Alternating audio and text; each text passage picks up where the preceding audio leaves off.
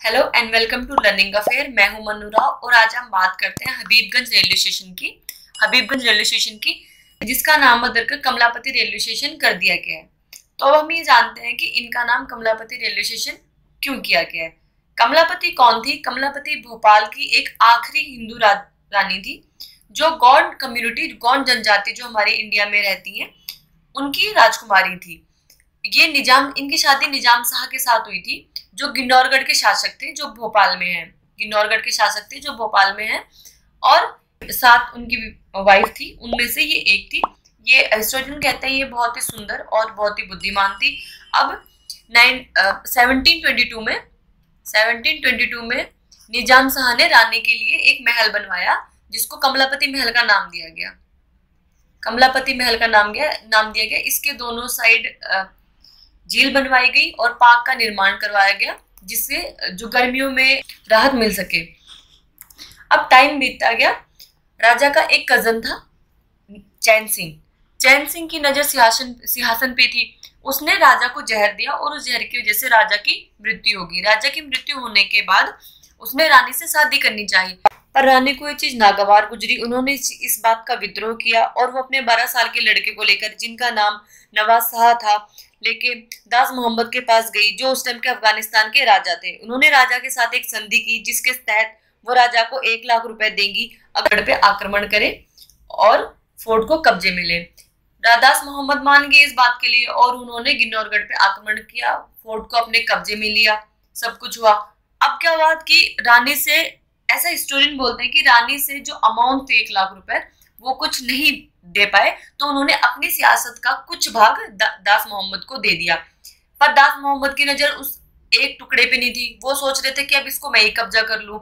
अब उसने क्या किया कि उसने रानी से शादी करने की सोची, क्योंकि वो उसकी इंटेलिजेंसी, उसकी ब्यूटी पे फिदा हो गया। उसने रानी से शादी करने की सोची। जब ये बात रानी के बेटे नवल शाह को पता चली तो उन्होंने उनसे युद्ध करने की सोची कि नहीं, ऐसा नहीं होगा।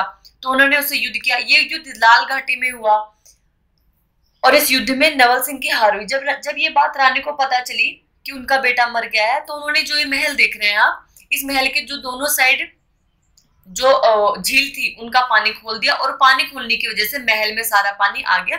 ये वैसे 7 मंजिला इमारत थी जिसमें 5 मंजिल जिसमें पानी में है और 2 ही मंजिल बाहर है। 2 मंजिल बाहर है, जो बाकी 5 मंजिल है वो अभी पानी में ही है। रानी का जो शाही कमरा था, 2 शाही कमरे थे, एक बाहर वाला एक अंदर वाला, वो दोनों कमरे झील के अंदर है। उनकी जितनी भी ज्वेलरी थी, जितना भी शाही सामान था, वो सब पानी में बह गया। तो ये थी रानी कमलापति की कहानी। अब हमारी गवर्नमेंट ने क्या किया कि उन्होंने हबीबगंज रेलवे स्टेशन का नाम बदल के कमलापति करना चाहा। इन्होंने कैसे किया? एमपी जो गवर्नमेंट है, शिवराज सिंह चौहान जिसके सीएम है, उन्होंने रिक्वेस्ट की होम मिनिस्ट्री से कि इसका नाम, उन्होंने उसको रीडेवलप किया, रिनोवेट किया, उसके बाद रिक्वेस्ट की और फिर इनकी रिक्वेस्ट को बिना देरी के मान लिया गया और इसका नाम हबीबगंज बदल के कमलापति कर दिया गया। तो ये था इसकी नॉर्मल हिस्ट्री। अब एग्जाम पॉइंट ऑफ व्यू से ये किस तरह से इंपॉर्टेंट हो सकता है? फर्स्ट ऑफ क्वेश्चन तो ये आएगा कि हबीबगंज का नाम बदल के क्या रख दिया गया है। दूसरा, कमलापति रानी कहाँ की रानी थी। तीसरा, वो कौन सी जाति से संबंध रखती थी। अब जो है ये क्वेश्चन आता है कि गौंड जो जनजाति है वो 2001 के सेंसस के अनुसार इंडिया की one of the largest tribal community है आफ्टर भील जो है वो सबसे बड़ी कम्युनिटी है और उसके बाद गौंड कम्युनिटी आती है। गौंड कम्युनिटी मोस्टली कहाँ रहती है? मध्य प्रदेश में, महाराष्ट्र में, छत्तीसगढ़ में, आंध्र प्रदेश में, तेलंगाना, बिहार और उड़ीसा में। अब मोदी गवर्नमेंट ने क्या किया कि जनजाति समाज को और सम्मान देने के लिए और हमारे जो फ्रीडम फाइटर थे उनको सम्मान देने के लिए इन्होंने बिरसा मुंडा, आपने नाम सुना होगा, हमारे one of the freedom fighter में से एक थे, उनका जन्म दिवस जो था उन्होंने उसको जनजातीय गौरव दिवस के रूप में मनाने का निर्णय लिया है। 15 नवंबर से स्टार्ट है ये। तो ये question exam point of view से बहुत इंपॉर्टेंट होता है। अब हम बात करते हैं बिरसा मुंडा की। बिरसा मुंडा कौन थे? बिरसा मुंडा एक जनजाति से ताल्लुक रखते जो मुंडा ट्राइब थी। मुंडा का जन्म 15 नवंबर 1875 को हुआ था और ये बचपन से ही बहुत ही मेधावी थे। इन्होंने छोटा नागपुर पठार जो है उस एरिया में इन्होंने एक विद्रोह चलाया जिसका नाम उलगुलाम विद्रोह मोस्टली इसलिए चला था क्योंकि जो जमींदार थे वो आदिवासियों की जमीन ले लेते थे और उसके बाद उनको कर्जा देते थे और इससे उनकी जो जमीन थी वो उनसे छिन जाती थी, जिसमें उन्होंने उलगुलाम ये एक विद्रोह चलाया था। इन्होंने एक धर्म की भी स्थापना की थी,